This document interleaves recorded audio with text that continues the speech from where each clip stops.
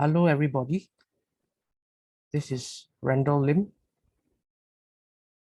In this lesson video, I'd like to talk about the Budo Student's Guide. Now, if you are learning a contemporary Japanese martial path, this can be a guide to you. The pre-required knowledge. This lesson is suitable for anyone who already has some basic knowledge or experience in any Japanese Budo discipline, like Judo, Karate-Do, Aikido, Kyudo, and so on and so forth, just to name a few. I checked out my previous lesson video on the Japanese martial disciplines. Just to recap, Budo simply means martial path, or a philosophical path one takes in life through the practice of a martial discipline. That's Budo, martial path.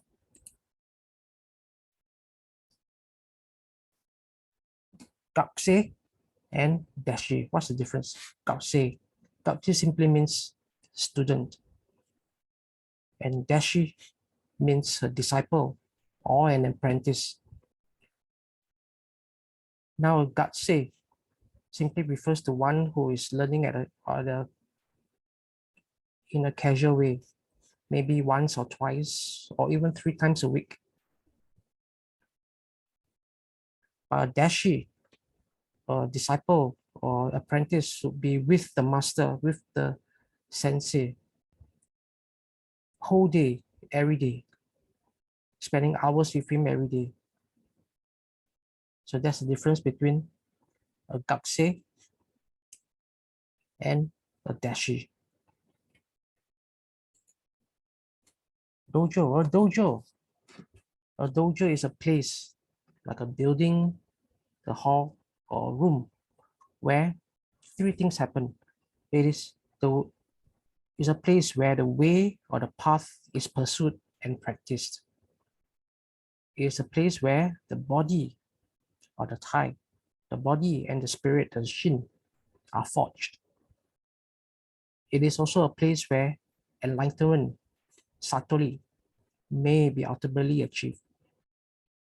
That is a dojo. The traditional dojo. Now, what is a traditional dojo? A traditional dojo is one that is built before the Meiji Restoration. That is 1800s or earlier, or in that style. It can be a modern dojo, but created in that style, in a traditional style, right? Every dojo has a front face we call the shomen, where an altar or a mini shrine, a kamedana, is built. Shomen means front face. That would be the wall or the side of the training area. And kamedana would be the mini shrine or the altar. And beside the altar, beside the kamedana, will be a kotodama. Kotodama is simply a scroll of calligraphy. Kotodama simply means the word spirit, some kind of philosophical wise words that's written on the scroll. That is the shomen. Now, disclaimer, before I carry on, I'd like to disclaim this. Whatever that I'm going to talk about from now on, the following few slides merely explain what it was really like and expected and enforced that traditional dojos before the Meiji Restoration, that in the 1800s and earlier. Today, the extent to which these procedures are strictly adhered to is left very much to the individual person or organization as a matter of choice or preference. So today, these rules are no longer strictly followed. And even between dojo to dojo, there are differences too. Entering the dojo. Now, before stepping into a dojo building, hall, or room, first you must take off your footwear and place them neatly at the corner, facing out. Now, the reason why you want to face out is so that in times of emergency, a quick escape or exit is possible. Or take your footwear off and place them neatly at the edge of the practice area, also facing out.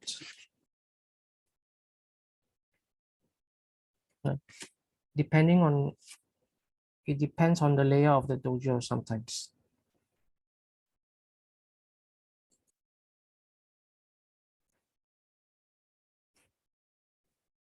Now, upon stepping into the dojo building, hall, or room, first, give a standing bow. We call this zile at the entrance or the door. Now, if the showman or the kamidana is within your sight, bow in that direction. Next, greet the host or the sensei with another standing bow if it's in your presence. Right. Third, get changed in the changing room. Once you've done that, then mark your attendance at the administration table or the administration office. There will be one in one corner of the hall or the venue. Place your belongings neatly one corner. Do not leave them lying around. That may cause some accidents. Now, stepping onto the practice area. First things first, when you step onto the practice area, you only step in from the side opposite to the showman, before the sensei or any of your senpai. So you must be on the practice area before the sensei or before any of your senpai. Sensei simply means a teacher or the one that goes before. Or senpai simply means the one that who has started learning before you. Right, so step on the mat, and then once you step onto the method area or the practice area, give a standing bow facing the showman or the kamidana. Then sit in seiza. Seiza simply means proper sitting. Sit in seiza with your feet tucked under your buttocks. Sit in seiza in silent meditation. Now, this silent meditation is called moksok. Mok means quiet. Sok means thought. Then, once you've done with your moksok, do some self-stretching.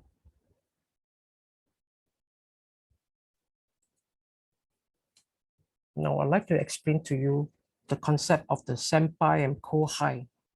Senpai kohai concept. Senpai simply means the one who started learning before you. In other words, your senior. And kohai means the one who started learning after you. In other words, your junior. So this senpai kohai concept has been deeply infused into traditional Japanese society since ancient times, based on Confucius teachings. The reason is to maintain social order at that time. However, this concept, this senpai kohai concept, is slowly disappearing in modern times, even among the Japanese.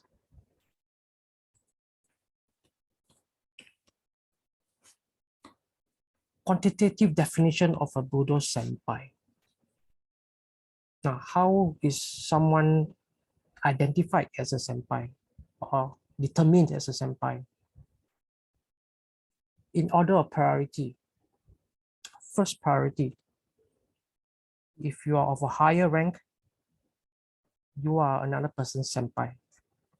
But if both of you are of the same rank, then we shall see how long have each of you been holding that rank.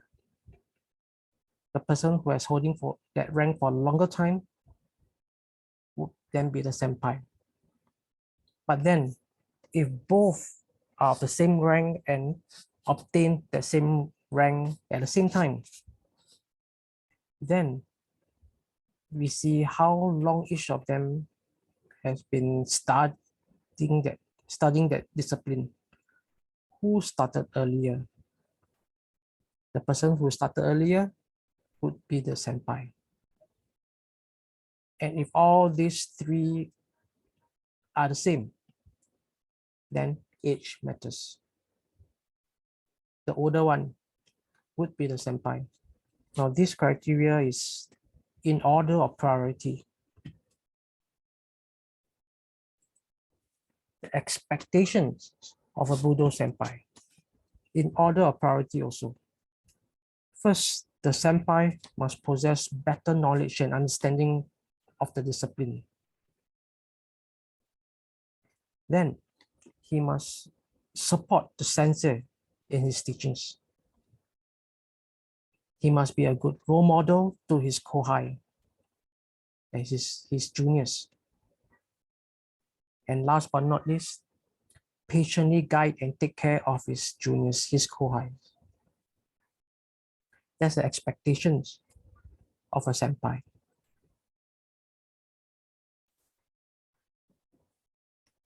When class starts, first take note of all the other students present. Right? Why? Because you have to sit in order of rank. Right? Sit in seiza quietly along the side opposite the shomen, according to rank. The highest on the right side.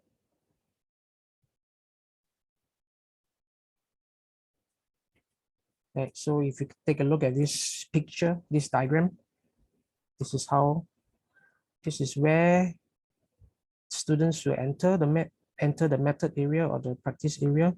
This is how they will arrange themselves and sit facing the shomen.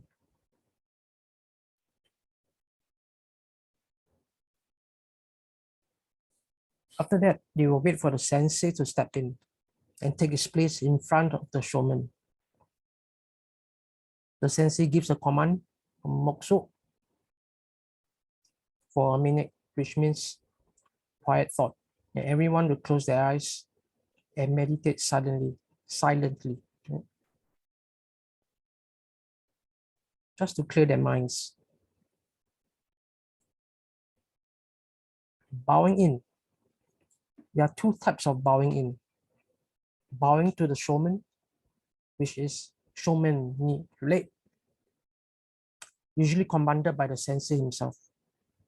Then they will be bowing to the sensei, sensei ni rei, usually commanded by the highest ranking senpai present.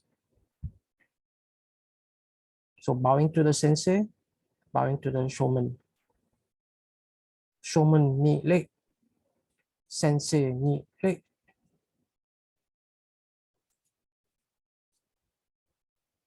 Bowing to the sensei. When this is taking place, everyone utters out Yokoshiku onegai shimasu. Simply means, Yokoshiku means thank you for understanding. Onegai shimasu means please help me with this. Or sometimes in an informal way, students will just say, or in fact, everyone, including the sensei, will utter out onegai shimasu. Please help me with this. Or sometimes even further informal, onegai. That's bowing in. After bowing, the sensei may demonstrate the technique. When the sensei demonstrates a technique for all, first sit in seiza, proper sitting. Be quiet. Pay attention and observe closely to what the sensei is doing. Watch his footwork, watch his hands, watch where his body is, watch how he moves. Fourth, once the sensei has completed demonstration, bow, zare, bow from a sit-up position, bow to the sensei.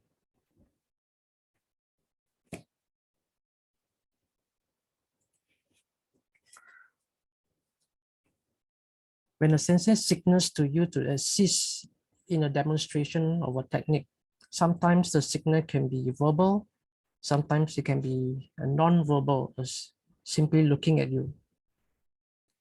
This is what happens when a sensei signals to you to assist. First, you respond with, "Hi, sensei," means yes, sensei. Then you do a zare, a seated bow. Then you quickly stand up and move to the front to where the sensei is, and bow to the sensei again. The sensei should return the bow. Now, if the sensei is standing, you may do a ritsu-re, or standing bow, or a zare, the seated bow. However, if the sensei is already in seiza, already seated in seiza, then you just do the zare, the seated bow. As you can see in the diagrams here.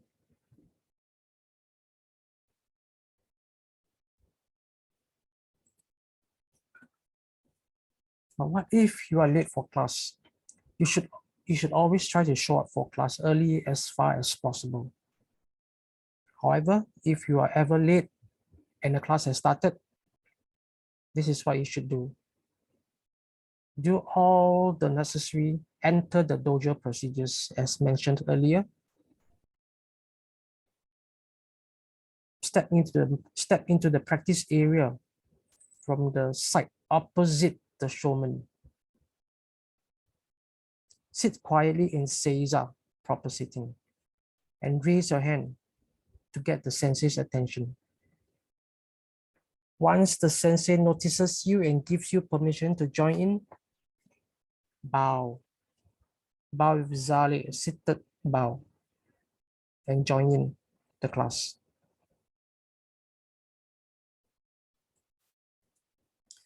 During practice with a partner, bow to each other before and after every technique.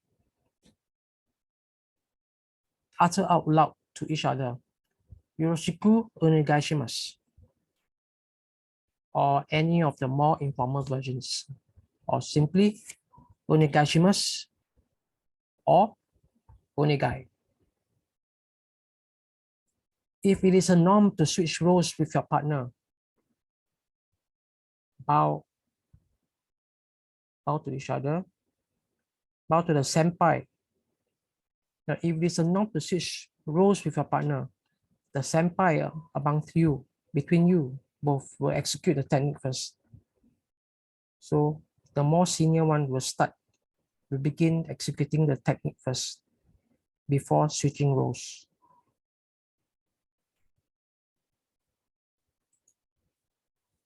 During practice, when the sensei stops your practice to correct your mistakes or give guidance, this is what you should do. Respond with, "Hi, sensei." Pay attention to the sensei.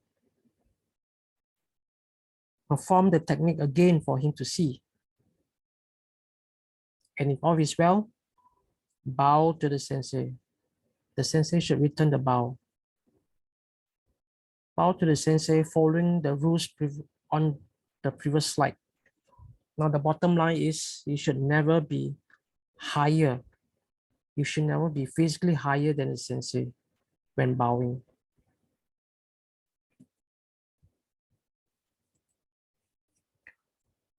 When the class ends, take note of all the other students present. Sit in seiza quietly along the side opposite the shomen, according to the rank, like before. Wait for the sensei to take his place in front of the shomen. The sensei gives command, Bokso, for a minute. Silent meditation.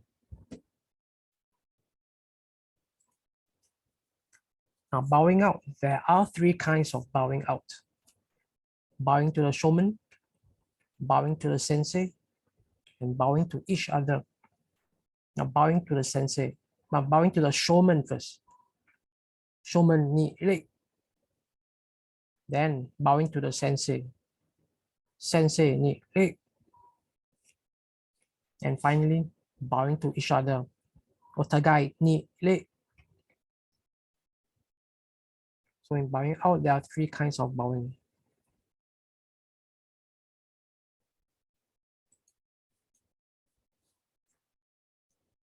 After the class, after the bowing out, do not step out of the practice area before the sensei does. What you have to do, what everyone of us have to do is to sweep the floor of the practice area from the shomen side outwards. Then mop the floor with a wet cloth in a parallel linear fashion, like what you see in this picture. Now, this method of mopping the floor is adopted from the Zen Buddhist monastery, where Zen monks would clean and mop the temple floors in this manner.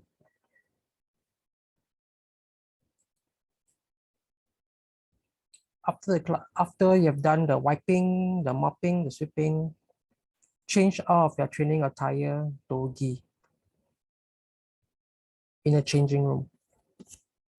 Fold your dogi and your hakama, if any, neatly. Please do not chuck them untidily in your bag, but before you place them in your bag, fold your dogi and your hakama neatly in seiza, proper sitting. Once you have done that, bow, ritule, bow to the sensei, standing bow. Then bow at the exit of the dojo building, hall, or room. Finally, take your leave.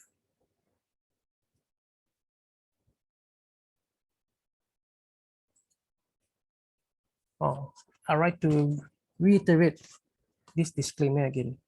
These slides, which you have seen, merely explain what it was really like, expected, and enforced at traditional dojos before the Meiji Restoration. Today, the extent to which these procedures are strictly followed to is left very much to the individual person or organization as a matter of preference or choice. Now, if you are looking for a dojo to train in a Budo, don't merely look for a school or a venue. Look for a sensei.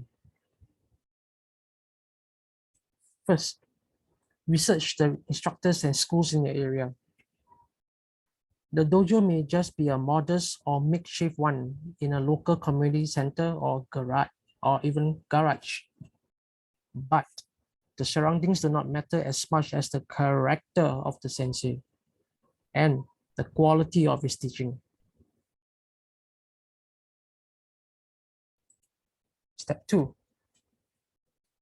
Make an appointment to meet and speak with the sensei. Ask about the dojo atmosphere. How is it like? 3. Observe a few classes to get a feel of the training quality and style. Be wary of senseis who are reluctant to let you observe before signing up.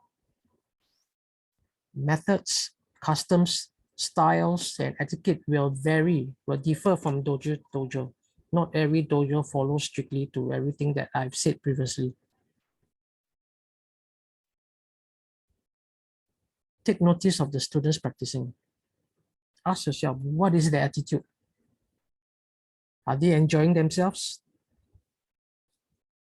Do they support and help each other? Do they care? Do they show concern for each other's safety?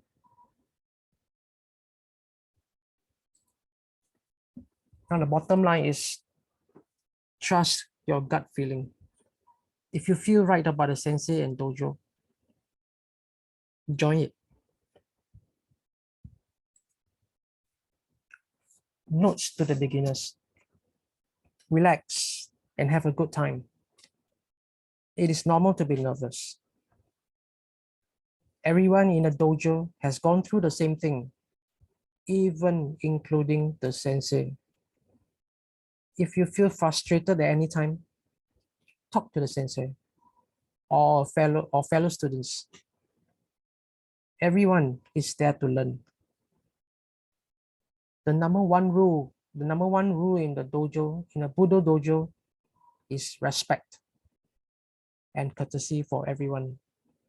Not only for the sensei, but for everyone and to everyone. An exceedingly competitive and egoistic and atmosphere is very unhealthy. Everyone who place their egos aside and be humble when on the dojo, in the dojo. Training is like climbing a mountain. See it this way. Climb it one step at a time. Enjoy every new level of learning and achievement. What's important is you learn and you enjoy. Breathe deeply and fully.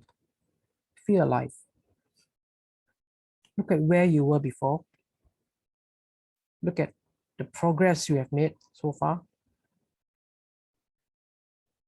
Don't be discouraged if you do not hit a don't be discouraged if you do hit a rock wall and do not see the mountaintop. It is not easy to see the mountaintop. Most people don't.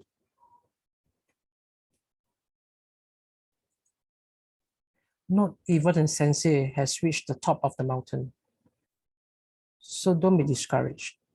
Even the sensei has not reached the top of the mountain. Be wary of senseis who claim that they have reached the top. No one has.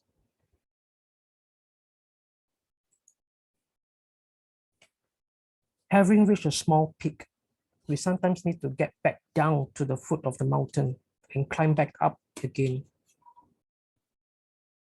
Back to the basics. This is called back to the basics. Why is it so important? Because the basics are the foundation to your chosen Budo discipline.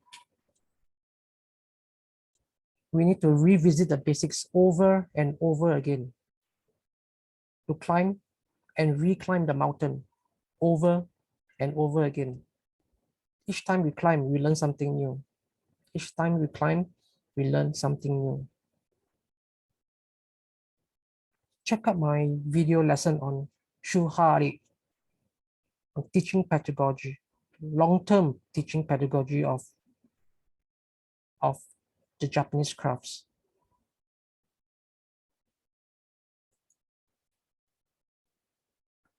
Last but not least, always continually cultivate the spirit of humility, which is Shoshin, the beginner's mind. Always cultivate the spirit of compassion, Omoiyari. Always continually cultivate the spirit of the life-giving sword, Katsujinken. I have video lessons on each of these topics. Shoshin, Omoiyari, and Katsujinken. Please check my videos out.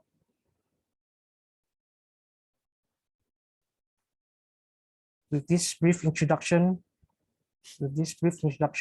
and explanation of the Budo Students Guide, I hope that every one of you has gained a better understanding of what being a Budo student is. I hope you enjoy your pursuit, and I hope for those of you who have not yet found a dojo, I hope that you do find one and enjoy your training, enjoy your progress. Thank you.